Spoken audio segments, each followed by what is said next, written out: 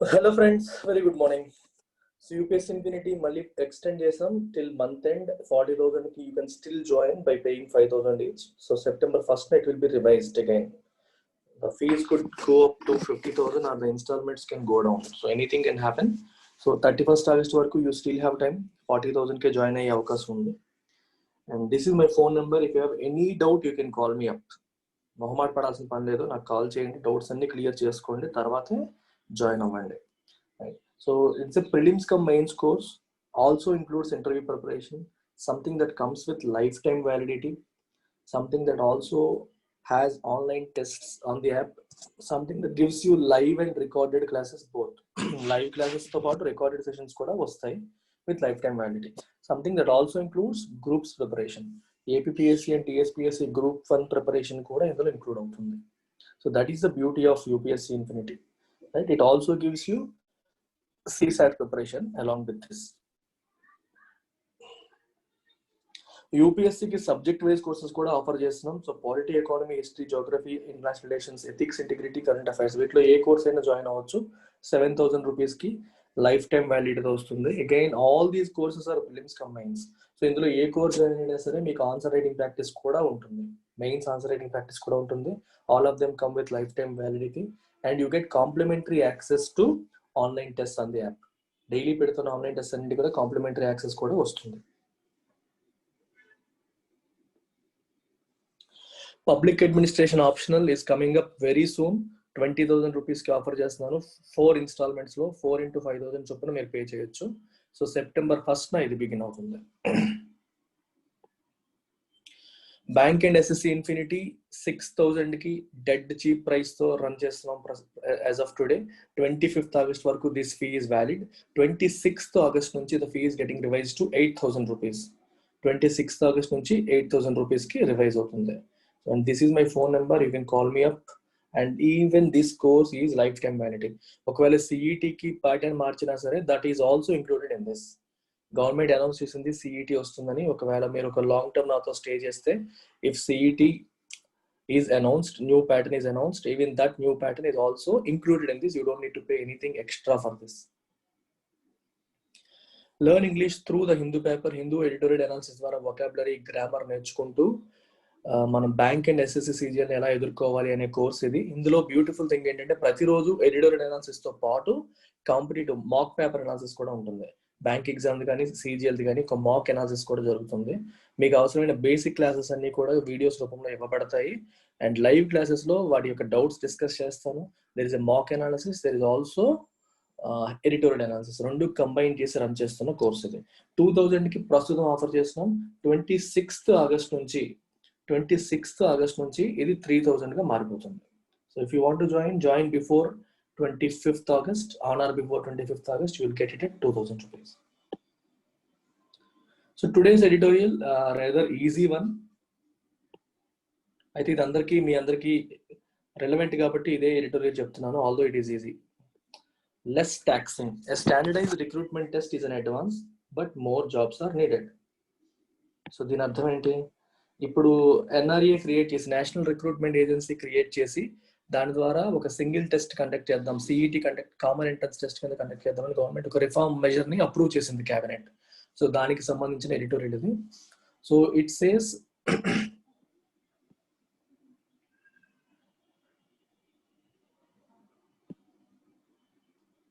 Less taxing అంటే అర్థం ఏంటి? ట్యాక్సెస్ కి సంబంధించింది కాదు. If something is taxing you అంటే నేను బాగా అలిసిపోయేలా చేసేదాన్ని ట్యాక్సింగ్ అంటాం.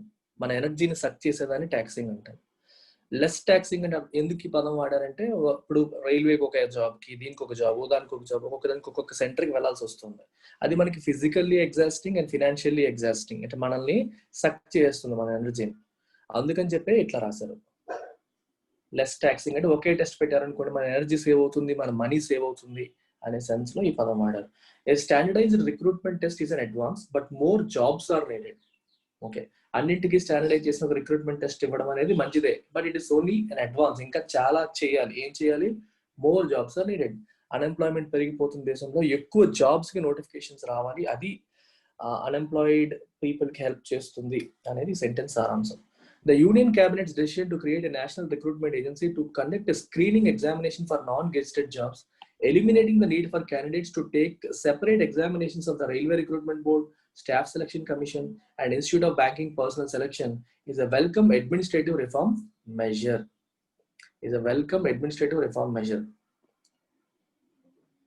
సో దీని అర్థం ఏంటి?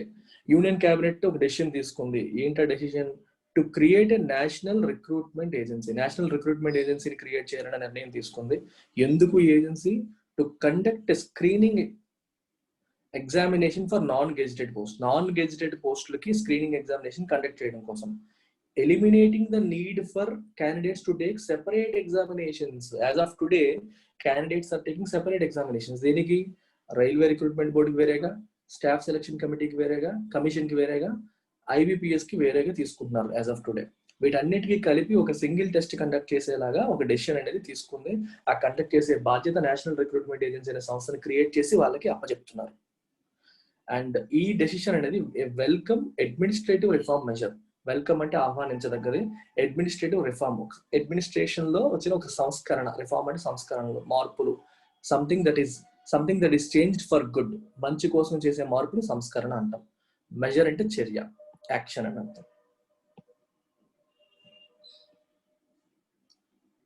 For some years now, the railways have been using contractual labor in projects and services, but the government system remains a major recruiter. కొన్ని సంవత్సరాలుగా రైల్వే ఏం చేస్తుందంటే కాంట్రాక్చువల్ లేబర్ వాడుతుంది. అంటే ఫుల్ టైం తీసుకోకుండా ప్రాజెక్ట్స్ లోను, సర్వీసెస్ లోను కాంట్రాక్చువల్ లేబర్ వాడుతుంది. అయినప్పటికీ కూడా గవర్నమెంట్ సిస్టమే remains major recruiter. Government system అంటే ఇప్పటికి కూడా ఇండియాలో ఎక్కువగా రిక్రూట్ చేసేది రైల్వేసే. In March this year, Railways Minister Piyush Goyal told Parliament that 4 employment notifications for Group C employees in the ministry were issued in 2019 for 1.43 lakh posts, besides a similar number selected the previous year. ఎంత పెద్ద recruiter అంటే railway. ఈ సంవత్సరం మార్చిలో railway minister Piyush Goyal చెప్పారు పార్లమెంట్కి. ఏమని చెప్పారు? That 4 employment notifications for Group C employees in the ministry were issued. Group C employees కోసం 4 employment notifications ఇష్యూ చేశారు 2019లో 1.43 lakh posts కోసం.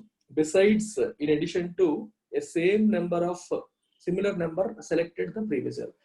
2018 లో కూడా similar number select అయ్యారు. Overall, the posts coming under the ambit of the proposed NRA would cover about 1.25 lakh jobs a year. NRA కిందకు వస్తున్న ఈ పోస్టులు, ambit అంటే పరిధి, NRA పరిధిలోకి వస్తున్న ఈ పోస్టులు అన్ని కూడా ఎన్ని కవర్ చేస్తాయి? సంవత్సరానికి 1.25 lakh jobs per year ని కవర్ చేస్తాయి. Which typically attract about 2.5 crore aspirants. ఈ 1.25 lakh jobs కోసం close to 2.5 crore aspirants పోటీ పడతారు. అంటే ఒక్కొక్క జాబ్ కి క్లోజ్ టు 200 మంది, క్లోజ్ టు 200 members పోటీ పడుతూ ఉంటారు. The gains from a single examination when offered at the district level in the regional language as opposed to a multiplicity of tests in far fewer locations are self-evident. Self-evident అంటే obvious, it is very clear అని అర్థం. So ఇది ఏం చెప్తుంది ఇక్కడ? The gains from a single examination, the single examination conduct చేయడం వల్ల వస్తున్న గెయిన్స్ అనేవి when offered at district level in the regional language, district లెవెల్లో ఆఫర్ చేస్తారు రీజనల్ లాంగ్వేజ్. 1000 ఎగ్జామినేషన్ సెంటర్స్ ని రెడీ చేస్తున్నారు. ఆల్మోస్ట్ దేశంలో ఉన్న ప్రతి జిల్లాలో కూడా ఒక ఎగ్జామినేషన్ సెంటర్ ఉండేలాగా సెంట్రల్ గవర్నమెంట్ ఏర్పాటు చేసే ప్రయత్నం చేస్తుంది. సో ఎవరు కూడా వాళ్ళ జిల్లా దాటి బయటికి వెళ్లాల్సిన అవసరం ఉండదు. And also in the regional language, ఇప్పుడు మన 8th షెడ్యూల్లో ఉన్న లాంగ్వేజెస్ అన్నింటిలో కూడా అట్లీస్ట్ 12 లాంగ్వేజెస్ లో టెస్ట్ కండక్ట్ చేసే ప్లాన్ లో ఉన్నారు. ఇప్పటి వరకు హిందీలో వస్తుంది. రైల్వే రిక్రూట్మెంట్ బోర్డు మాత్రమే అన్ని లాంగ్వేజెస్ లోనూ టెస్ట్ ఇస్తుంది. ఇప్పుడు IBPS మరియు SSC వీటన్నిటికీ కలిపి కామన్ టెస్ట్ అయిపోతుంది కాబట్టి అన్నిటికీ కూడా ఇంగ్లీష్ మరియు రీజనల్ లాంగ్వేజ్ లో కూడా కండక్ట్ చేసే యోచనలో ప్రభుత్వం ఉంది. ఓకే, మల్టిప్లిసిటీ ఆఫ్ టెస్ట్, ఎక్కువ టెస్ట్లు మరియు ఎక్కువ లొకేషన్స్ లో ఒక సింగిల్ లాంగ్వేజ్ లో చేసేవాళ్ళు. ఇప్పుడు ఏమవుతుందంటే ఎక్కువ లొకేషన్స్ ఇన్ ద సెన్స్ అన్ని రీజనల్ లాంగ్వేజెస్ లోనూ కండక్ట్ అవుతుంది, ప్లస్ అన్ని డిస్ట్రిక్ట్ సెంటర్స్ లో కూడా వస్తుంది. టెస్ట్ ఏమో ఒకటే ఉంటుంది. సో దీని వల్ల వచ్చే బెనిఫిట్స్ అనేవి సెల్ఫ్ ఎవిడెంట్. ఎందుకంటే మనం వేరు వేరు చోటకి వెళ్ళక్కర్లేదు. SSCకి ఒకసారి, రైల్వేకి ఒకసారి, బ్యాంక్ ఒకసారి వేరు వేరు టెస్టులు రాయాల్సిన అవసరం లేదు. ఒకే టెస్ట్ తో మనం ప్రిలిమినరీ లెవెల్ క్వాలిఫై అవ్వచ్చు. ప్రిలిమినరీ అయ్యాక if you are interested in bank, you will take the exam conducted by IBPS. If you are interested in RRB, you will take the exam conducted by RRB. అలా అనమాట. So preliminary level వరకు ఒక single platform తీసుకొస్తారు, mains కి వాళ్ళకి freedom ఇస్తారు. ఇది ప్రస్తుతానికి ఉన్న information. Candidates would no longer have to travel to urban centers at considerable expense and hardship to take an employment test. Candidates urban centers కి వెళ్ళాల్సిన అవసరం లేదు, సిటీస్ కి మాత్రమే వెళ్ళాల్సిన అవసరం లేదు. at considerable expense, ఖర్చులు మరియు హార్డ్షిప్, కష్టం పడాలి, ఖర్చులు పెట్టాలి. To take an employment test, ఈ ఎంప్లాయ్మెంట్ టెస్ట్ కోసం ఇంత కష్టపడాల్సిన అవసరం ఇకపై ఉండదు. Would no longer have to, ఇంకా అవసరం ఉండదు. Opportunities to improve performance subject to age limits and 3-year validity for scores are positive features. Okay, మనం ఒకసారి టెస్ట్ రాసాక స్కోర్ బాగాలేకపోతే మళ్ళీ రాయొచ్చు. And subject to age limit, మనకి ఏజ్ లిమిట్ ఉన్నంత వరకు ఎనీ నెంబర్ ఆఫ్ టైమ్స్ రాయొచ్చు. అంటే వాళ్ళు ఇస్తున్న లిమిట్ బట్టి, మన ఏజ్ లిమిట్ కి ఎన్ని అటెంప్ట్స్ అని ఇస్తారు, దాని ప్రకారం రాయొచ్చు. And 3-year validity for course, అంటే మనం రాసిన స్కోర్ కి 3 సంవత్సరాల వ్యాలిడిటీ ఉంటుంది. సో ఆ స్కోర్ పైన వాళ్ళు ప్రిలిమ్స్ సెలెక్ట్ చేస్తే you can still go and write mains. 3 years validity ఉంటుంది. మనం మళ్ళీ రాసామనుకోండి, best of your scores will be considered. 2019 ఒక టెస్ట్ రాసి 2020 ఇంకో టెస్ట్ రాస్తే 2020 కన్నా 2019 బాగుంది అనుకోండి, 2019 కన్సిడర్ చేస్తారు. 2020 బెటర్ గా ఉంది అనుకోండి, 2020 కన్సిడర్ చేస్తారు. So that is the advantage. 3-year validity ఇస్తున్నారు. Yet the long-term relevance of such reforms will depend on the commitment of governments to raise level of public employment and expand services to the public, both of which are low in India. కానీ ఇలాంటి reforms వల్ల long term లో మనకి ఎంత ఉపయోగపడుతుంది, long term లో నిరుద్యోగులకి ఇది ఎంత రిలవెంట్ అనేది దేని మీద ఆధారపడుతుంది? On the commitment of the governments to raise the level of public employment. Public employment యొక్క లెవెల్ పెంచాలి, అంటే నెంబర్ ఆఫ్ పోస్టులు పెంచాలి, క్యాడర్ పెంచాలి, ఇది ఫస్ట్ చేయాలి. And expand services to the public. ఊరికే ఎందుకు పెంచుకోవాలనిపిస్తే పబ్లిక్ అందజేసే సర్వీసెస్ పెంచండి. ప్రభుత్వం పబ్లిక్ అందజేసే సర్వీస్ పెంచినప్పుడు ఆటోమేటిక్ గా సర్వీసెస్ ఫుల్ఫిల్ చేయడానికి ఎంప్లాయీస్ అవసరం అవుతారు. ఆ రకంగా ఎంప్లాయ్మెంట్ పెరుగుతుంది మరియు సర్వీసెస్ కూడా పెరుగుతాయి, పబ్లిక్ కి బెటర్ సర్వీసెస్ అందుబాటులోకి వస్తాయి. బోత్ ఆఫ్ విచ్ ఆర్ లో ఇన్ ఇండియా. ఆ రెండు కూడా ఇండియాలో ప్రస్తుతం లోగానే ఉన్నాయి. ఇంకా గవర్నమెంట్ సర్వీసెస్ అనగానే ఇప్పుడు కూడా మనం అదే ఫీల్ అవుతాం, సర్వీసెస్ సరిగ్గా ఉండవు, టైం పడుతుంది, ఏ పని తొందరగా అవ్వదు, ఇన్ని లకూనాస్ ఉన్నాయి, ఇన్ని గ్యాప్స్ ఉండేటప్పుడు why can't the government improve the services by taking more people and increase more number of services ని ఇంక్రీజ్ చేయొచ్చు, నెంబర్ ఆఫ్ పీపుల్ ని పెంచి చేయొచ్చు అని అర్థం. While announcing the proposal for recruitment agency in her budget speech earlier this year, Finance Minister Nirmala Sitharaman said the NRA would be an independent, professional, specialist organization. Budget speech లో భాగంగా madam గారు, Nirmala Sitharaman madam చెప్పారు ఈ విషయం. Okay, NRA వస్తుంది అనే విషయం చెప్పారు. She said NRA would be an independent, professional, specialist organization. అంటే ఇండిపెండెంట్ ఆర్గనైజేషన్ ఉంటుంది, ప్రొఫెషనల్ గా రన్ చేస్తుంది. అండ్ స్పెషలిస్ట్ ఆర్గనైజేషన్ అంటే దాని పని ఇది ఒక్కటే. If something is specialist organization, దాని జాబ్ అది ఒక్కటే, ఇంక వేరే పనులు చేయదు అని అర్థం అన్నమాట. There would also be an emphasis on creating advanced online testing infrastructure in 117 aspirational districts, many of which are in states with low social development indices. బాగా వెనకబడిన స్టేట్స్ లో, లో సోషల్ డెవలప్మెంట్ ఇండిసెస్ అంటే బాగా వెనకబడిన స్టేట్స్ లో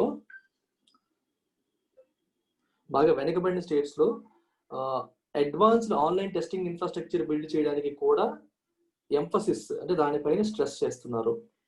117 aspirational districts తీసుకుని వాటిల్లో అడ్వాన్స్డ్ టెస్టింగ్ ఇన్ఫ్రాస్ట్రక్చర్ బిల్డ్ చేసే ప్లాన్ లో ఉన్నారు.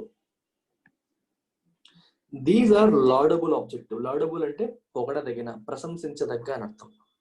But it is relevant to point out that a share of the organised work force central government employment appears to be declining. చూడండి, but it is relevant to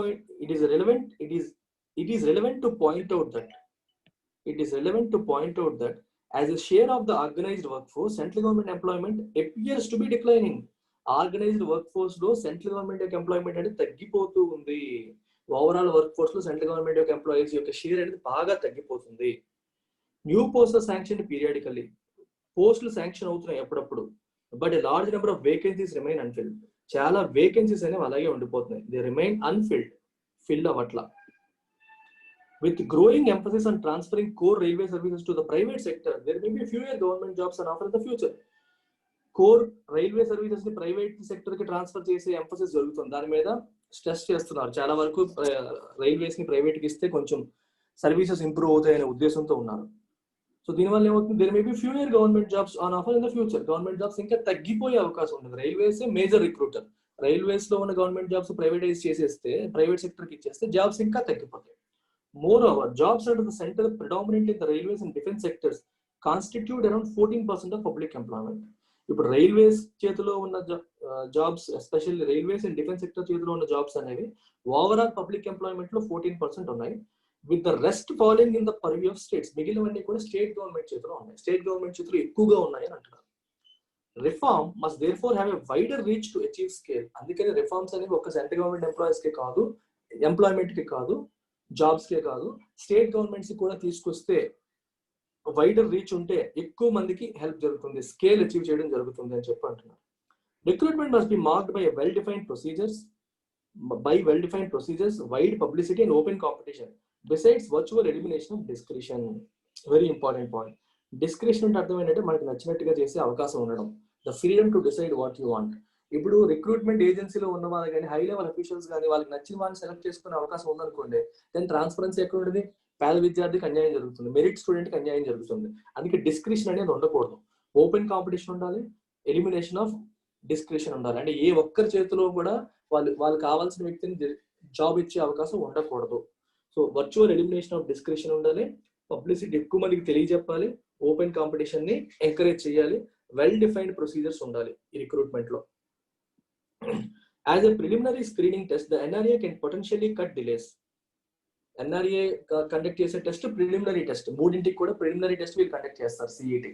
ఇది అయిపోయిన తర్వాత next level కి ఎవరిది వాళ్ళు రాసుకోవచ్చు. దీనివల్ల ఏమంటే డిలేస్ అనేవి బాగా తగ్గిపోతాయి. Potentially cut delays. ఇప్పుడు మీకు ఎగ్జాంపుల్ తీసుకుంటే రైల్వే నోటిఫికేషన్ 2019 వచ్చిందానికి ఇప్పటివరకు టెస్ట్ పెట్టలేదు. ఫర్ డిఫరెంట్ రీజన్స్ వాయిదా పడుతూ వచ్చింది. Which are familiar feature with government లో చాలా కామన్. ఎస్ఎస్సి సీజన్ కూడా అప్పుడప్పుడు డిలే అవుతూ ఉంటాయి. ఇలాగా boost transparency and enable wider access. Okay, NRA చేస్తున్న ఈ పని వల్ల ఏమవుతుంది? ట్రాన్స్పరెన్సీ అనేది బూస్ట్ అవుతుంది. ట్రాన్స్పరెంట్ అనేది పారదర్శకత. ప్రభుత్వం ఏం చేస్తుంది, టెస్ట్లు ఎలా జరుగుతుంది అనే విషయం స్టూడెంట్స్ కి క్రిస్టల్ క్లియర్ గా తెలుస్తూ ఉంటుంది. బూస్ట్ అంటే స్ట్రెంగ్త్ అని అర్థం. అండ్ ఎనేబుల్ వైడర్ యాక్సెస్, ఎక్కువ మందికి అందుబాటులోకి వస్తుంది. ఒకే టెస్ట్ కాబట్టి కన్ఫ్యూజన్ ఉండదు, వాళ్ళ జిల్లాలో వాళ్ళు రాసుకునే అవకాశం ఉంటుంది కాబట్టి ఎక్కువ మంది రాస్తారు, ఎక్కువ మందికి టెస్ట్లు అందుబాటులోకి వస్తాయి. The entire process of candidate selection must be a model raising the bar on speed, efficiency and integrity.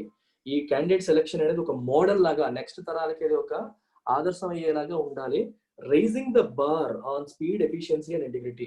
Speed అంటే ఇక్కడ అర్థం ఏంటంటే టైం టు టైం కండక్ట్ చేయడం టెస్ట్లు, ఎఫిషియెంట్ గా తప్పులు లేకుండా, క్వశ్చన్ పేపర్ లో తేడాలు లేకుండా, డిలేస్ లేకుండా, ఇన్ఫ్రాస్ట్రక్చర్ ఇష్యూస్ లేకుండా చూసుకోవడం. ఇంటిగ్రిటీ అంటే డిస్క్రిషన్ లేకుండా నిజాయితీగా ఎవరికి కూడా ఒక జాబ్ కూడా పక్కవాడికి మెరిట్ లేని వాడికి వెళ్ళిపోయిందనేలా కాకుండా ఉండాలి. అలా ప్రాసెస్ క్యాండిడేట్ సెలెక్షన్ అనేది అంత ప్రాపర్ గా జరగాలి. సో దట్ భావితరాలకి ఒక మోడల్ లాగా, ఒక ఆదర్శం లాగా ఉంటుంది అనేది అర్థం. వెరీ ఈజీ ఎడిటోరియల్, అసలు డిఫికల్ట్ వొకాబులరీ అనేది ఏమాత్రం లేదు. ఒకసారి మళ్ళీ మీరు చదివేసుకోండి, చాలా ఈజీ. అయితే మీరు అందరికీ ఎక్కువ మంది నిరుద్యోగులే ఎడిటోరియల్స్ చూస్తూ ఉంటారు కాబట్టి, అంటే ఎక్కువ మంది చూసే వాళ్ళు, జాబ్ ప్రిపేర్ అయ్యే వాళ్ళు ఉంటారు కాబట్టి మీకు హెల్ప్ అవుతుందని ఇదే ఎడిటోరియల్ నేను కవర్ చేశాను. Thank you guys.